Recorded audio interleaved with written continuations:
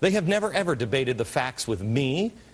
They don't do stories about the facts. They only smear me. They tell you that I'm crazy or whatever. On Law & Order last night, Law & Order SVU, the Hollywood left presented a psychotic murderer as a radio talk show obsessed fan who kills because what he hears on the air. Here is the scene with the killer's attorney from last night. Garrison, Limbaugh, Beck, O'Reilly, all of them, they are like a cancer spreading ignorance and hate. Ignorance and hate. Limbaugh, Beck, and O'Reilly. A cancer spreading ignorance and hate. Now, I didn't see the episode, but apparently the killer gets off only to promise he'll kill again. Because of me, Bill, and Rush? Where is the evidence for inciting any violence? Show it to me. Hundreds of thousands of people showed up at tea parties and town hall meetings this year. There wasn't a single incident of violence, not one. There was passion, the occasional raised voice, but violence? No, as near as I can tell, no, there's no violence there. 700,000 people. I mean, you could go from 70 to 7 million people. We don't know because, well, the media, I think, reported that as about 40 people. They attended that 9/12 rally on the mall in D.C. And there wasn't just no violence. There wasn't even a single arrest. Compare that to this, the G20 riots. These people don't even, no, And then, of course, we could go to the beatdown. Do we have this? Oh, I love this. This is the beatdown of the Tea Party participant by the SEIU. That's a town hall meeting, but the right didn't do it. The left did. And where's the other one? Do you have the California man? Yeah. Okay, that's just the blood. Because somebody on the left bit this guy's finger off during a health care reform debate. Yeah. How about the violence and vandalism of the left-wing environmentalists like ELF, the Earth Liberation Front?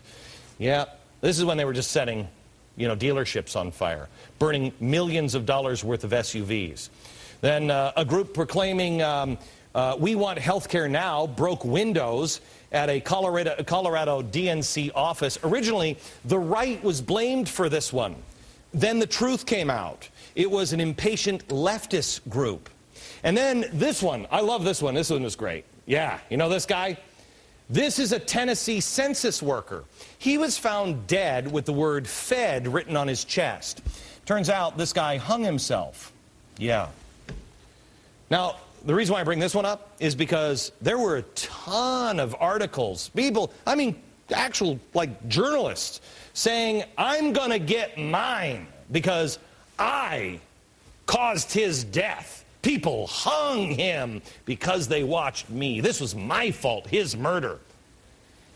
Wasn't a murder. Again, he hung himself. But none of them have really reported and saying, hey, gee, sorry, Glenn, boy, maybe we shouldn't have said that. No. I'm the irresponsible one. And I remind you, I'm not a journalist. I'm just a dad.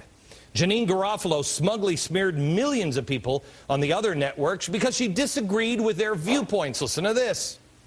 This is about hating a black man in the White House. This is racism straight up.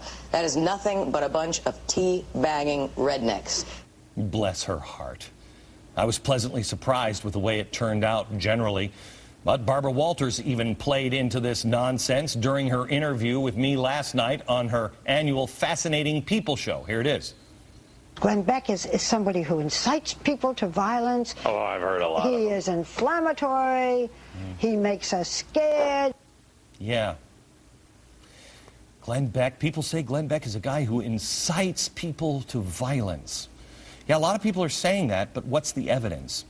She also mentioned that I called Barack Obama a fascist. I don't know. I don't think so.